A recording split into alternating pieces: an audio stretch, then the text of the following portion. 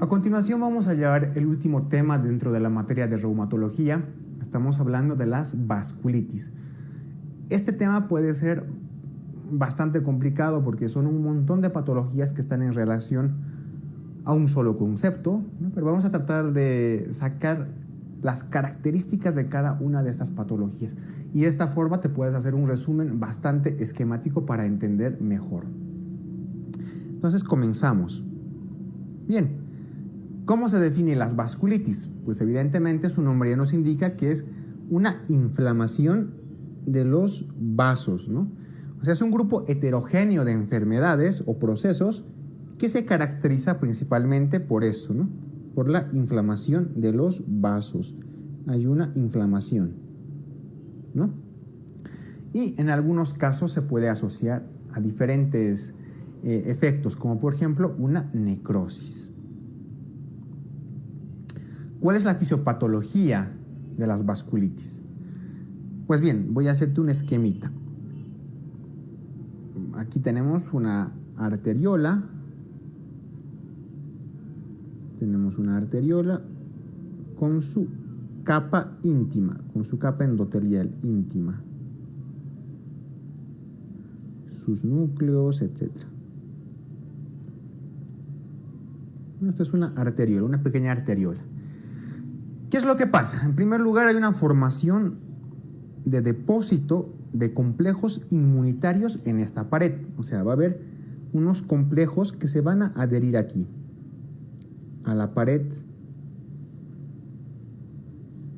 vascular de los vasos. ¿Sí? ¿Qué es lo que va a pasar? Estos complejos inmunitarios van a producir una reacción y van a formar anticuerpos, ¿no?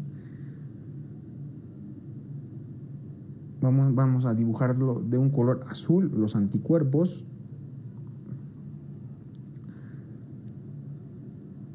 Los anticuerpos van a llegar hacia los vasos para interaccionar con los complejos inmunitarios que ya se habían preformado, ¿no?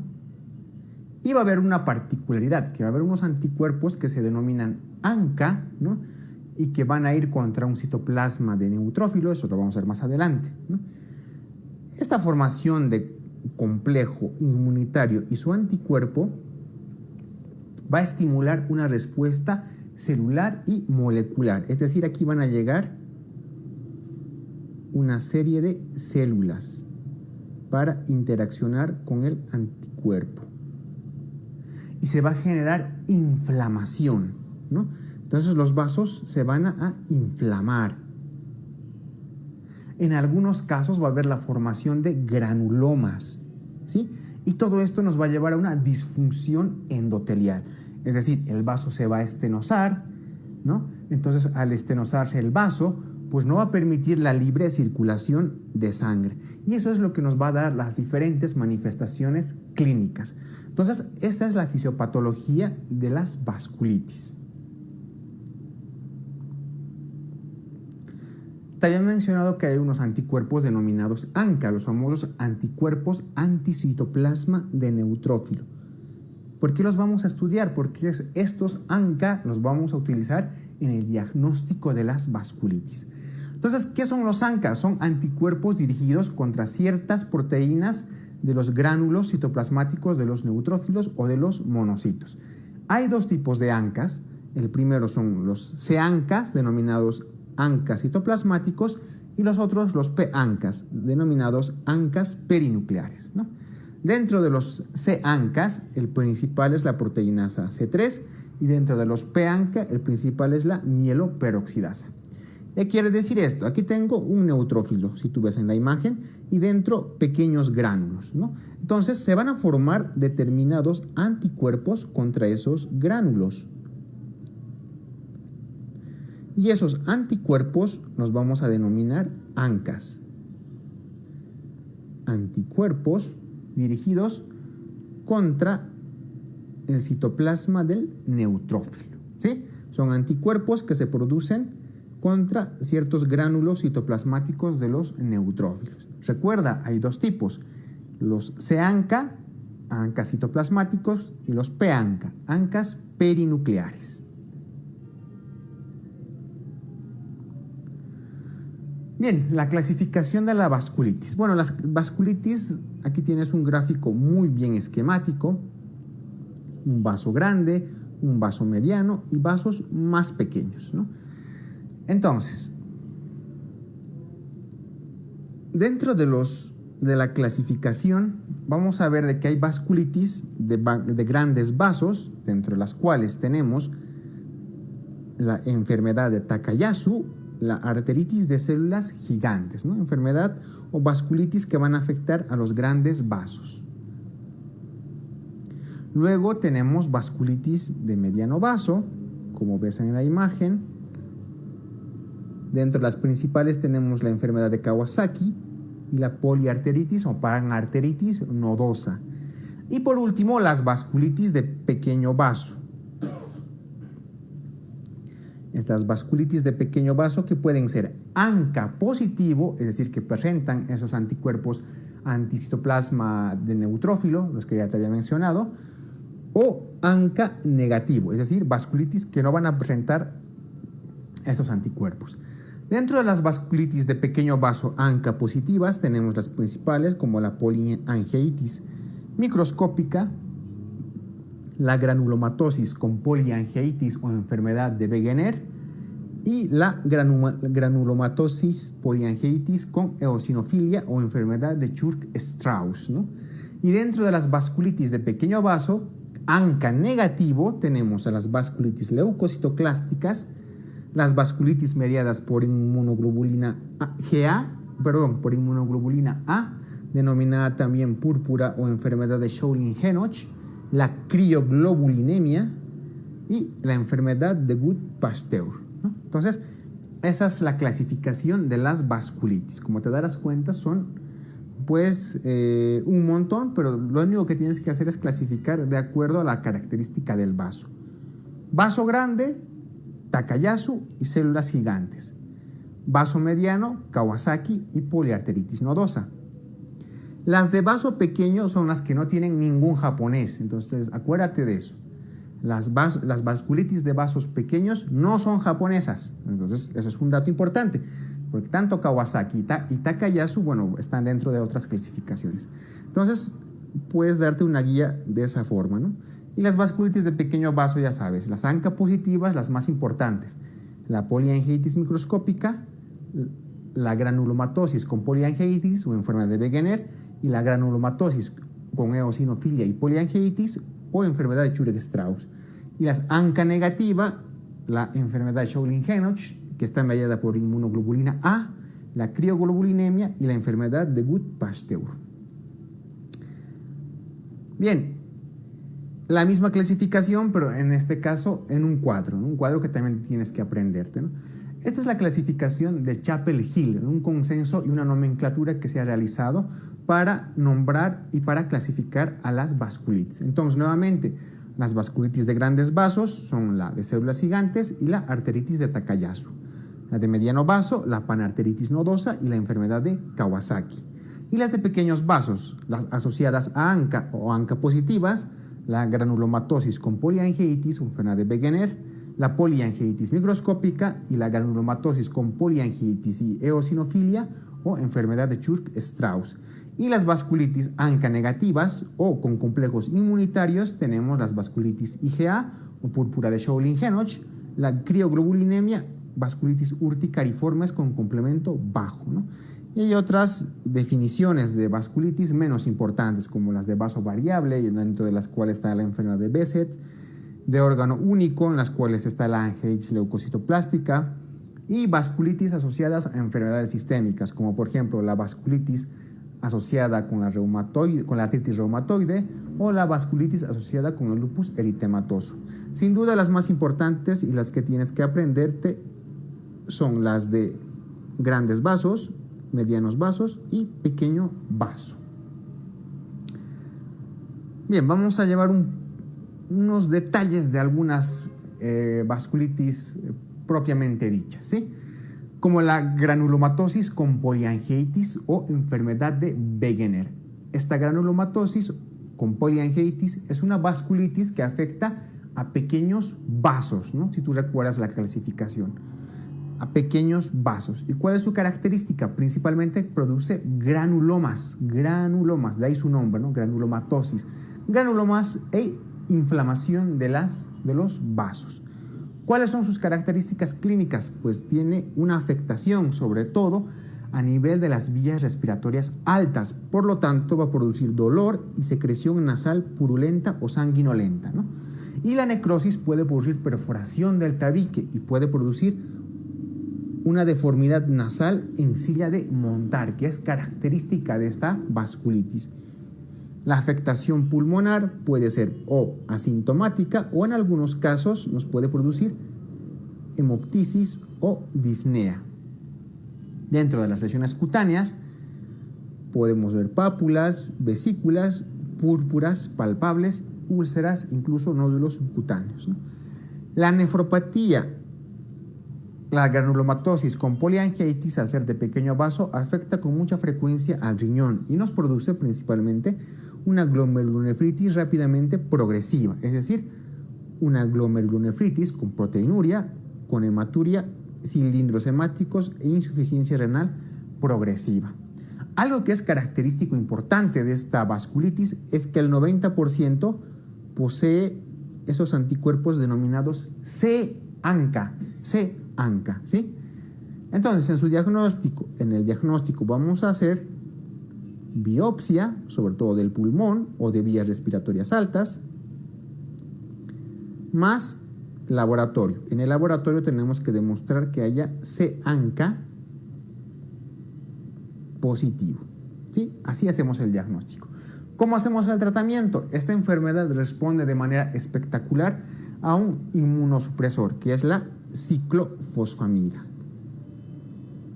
Entonces, la ciclofosfamida es el tratamiento de elección de este tipo de granulomatosis.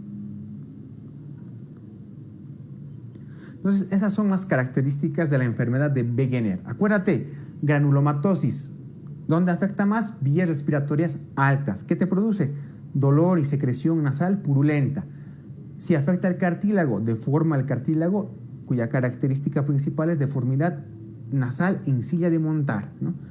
La afectación pulmonar puede producir hemoptisis y disnea. Las lesiones cutáneas, púrpura palpable. A nivel renal, glomerulonefritis rápidamente progresiva, es decir, proteinuria, hematuria e insuficiencia renal, ¿no? Al laboratorio, lo más importante, la granulomatosis con poliangiitis o enfermedad de Wegener, es C-ANCA positivo. Y para su diagnóstico, biopsia más C-ANCA. Tratamiento con ciclofosfamida. Continuamos. A continuación, la poliangiitis microscópica. Poliangiitis microscópica también afecta a vasos pequeños, ¿sí? Afecta a vasos pequeños. ¿Cuál es su característica? Se va a acompañar de una glomerulonefritis, es decir, va a afectar al riñón y también a los pulmones. A nivel de los pulmones va a presentar una capilaritis pulmonar. ¿Cuál es su característica clínica? Al igual que en todas las vasculitis, va a perder fiebre, pérdida de peso, dolor, artralgias, etc., ¿no? Y en ocasiones, como hay una afectación pulmonar, nos va a producir hemoptisis, ¿no? Que es el primer síntoma de una hemorragia alveolar, ¿no? El 79% tiene glomerulonefritis. ¿De qué tipo? De tipo rápidamente progresivo, es decir, al igual que en la enfermedad de Wegener, ¿no? Una glomerulonefritis con hematuria, con proteinuria y con insuficiencia renal. ¿Cómo hacemos el diagnóstico? Igual, primero biopsia. Biopsia más, en este caso, no C-ANCA. Vamos a utilizar los P-ANCA, que existan P-ANCAs positivo. ¿Sí?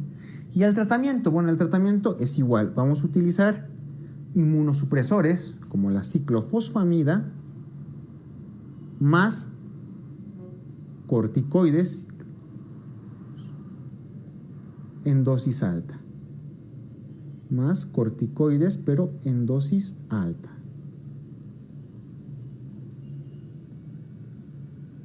Esas son las características de la poliangiitis microscópica. Y una característica importante es que afecta a personas mayores, ¿sí? Ancianos, casi ancianos, adultos mayores. Bien, seguimos avanzando con las vasculitis. Enfermedad de Churg-Strauss. La enfermedad de Churg-Strauss es también llamada granulomatosis con poliangeitis más eosinofilia. Y ahí te está diciendo todas las características de la enfermedad de Churg-Strauss. Presenta granulomas, hay poliangeitis, inflamación de los vasos, y a diferencia de la enfermedad de Wegener, le tienes que asociar eosinofilia. Entonces, esas tres características ya son claves para definir una enfermedad de Churg-Strauss, ¿no? ¿Qué va a pasar con los síntomas? Estos pacientes tienen síntomas inespecíficos como en todas las vasculitis.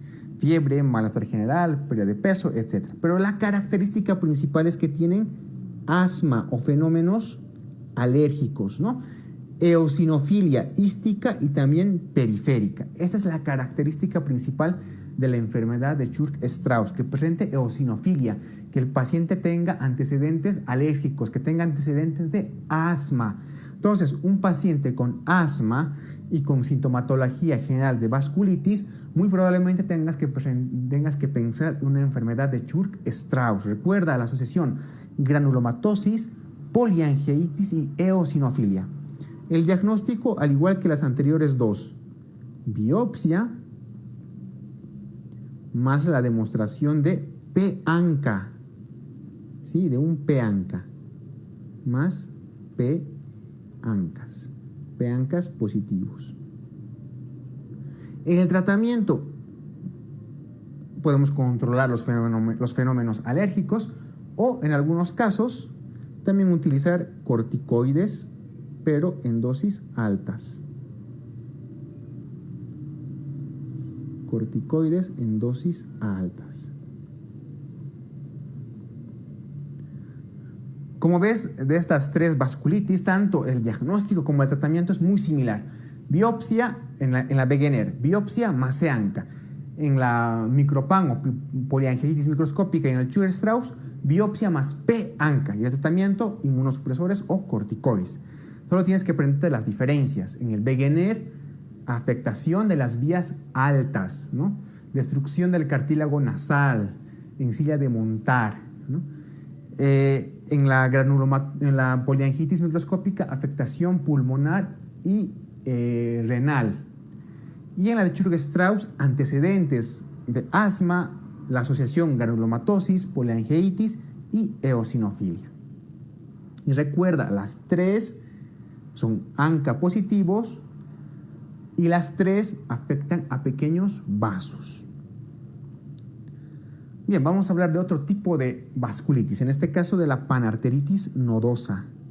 La panarteritis nodosa afecta a vasos de mediano calibre, recuerda, mediano calibre, ¿no? Y suele afectar evidentemente tanto arterias renales y viscerales, pero una característica es que no se extiende hasta los pulmones, o sea, la panarteritis nodosa no te va a tocar los pulmones. En cambio, las otras tres, las de pequeño vaso, sí que te tocaban los pulmones. Panarteritis nodosa, vaso mediano, y no me toca los pulmones. Sus características, bueno, igual, síntomas y signos inespecíficos como cualquier vasculitis, fiebre, pérdida de peso, malestar general, debilidad, etc., ¿no? También es frecuente que presente el paciente artralgias, mialgias. Puede haber neuropatía periférica, eso sí, en forma de una mononeuritis múltiple. ¿Afecta al riñón? Sí. Puede presentar una lesión renal, pero sin glomerulonefritis. La afectación renal no produce glomerulonefritis, pero sí produce hipertensión arterial renal. Y esa es la forma en la que va a lesionar al riñón, ¿no? Va a producir fenómenos de isquemia renal. ¿Cómo hacemos el diagnóstico? El diagnóstico evidentemente se puede hacer por biopsia de órganos afectados, riñón por ejemplo, ¿no? O también con angiografía de segmentos estenosados, ¿sí? En el tratamiento igual podemos usar corticoides en dosis altas. Bien, vamos a hablar un poco de la arteritis de células gigantes. La arteritis de células gigantes afecta principalmente a vasos grandes, ¿sí? A vasos grandes, afecta a vasos grandes. Generalmente va a afectar a la aorta y todas sus ramas, ¿no? Recuerda, vasos grandes, arteritis de células gigantes o también denominada arteritis de la temporal. Bien, entonces, ¿cuáles son sus características clínicas? Esta arteritis de células gigantes que va a afectar a vasos grandes, principalmente la aorta y sus ramas, va a tener cefalea, claudicación mandibular, hipersensibilidad del cuero cabelludo, ¿no? Más todos los otros síntomas de vasculitis, fiebre, no sé, anemia, de trastornos crónicos, etcétera, malestar general, artralgias, mialgias, pero algo característico es que siempre, no siempre, casi en la mayoría de los casos, está asociada a una entidad que se llama polimialgia reumática. ¿Y qué es la polimialgia reumática? Es una patología que cursa con dolor localizado en cintura escapular o pelviana.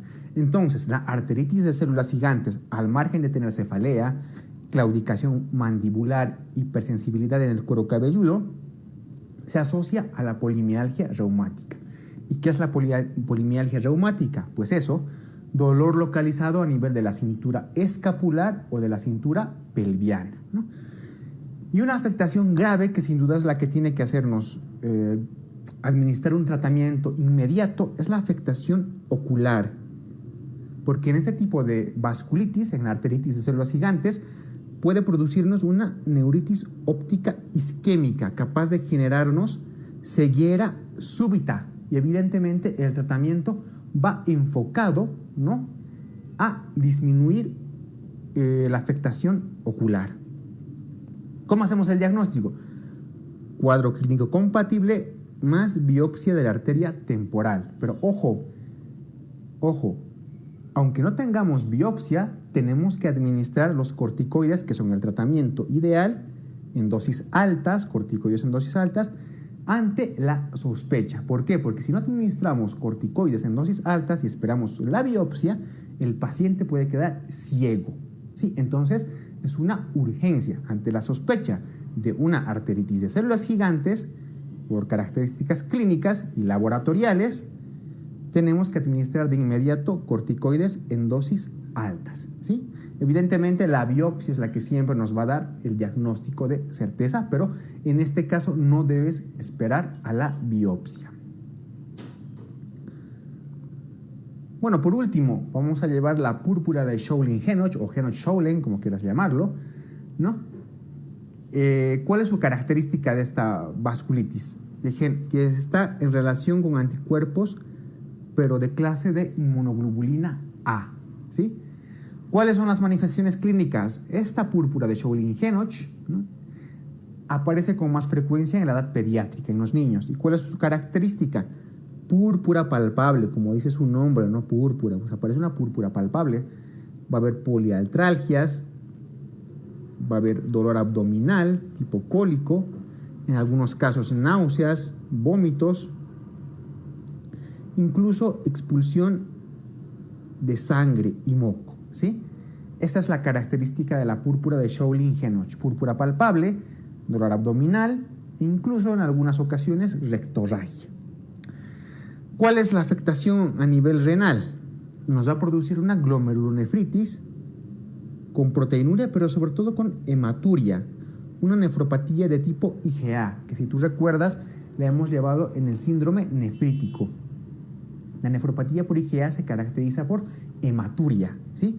Entonces, en los exámenes vamos a ver cilindros eritrocitarios. Y esta hematuria remite espontáneamente, aún sin tratamiento.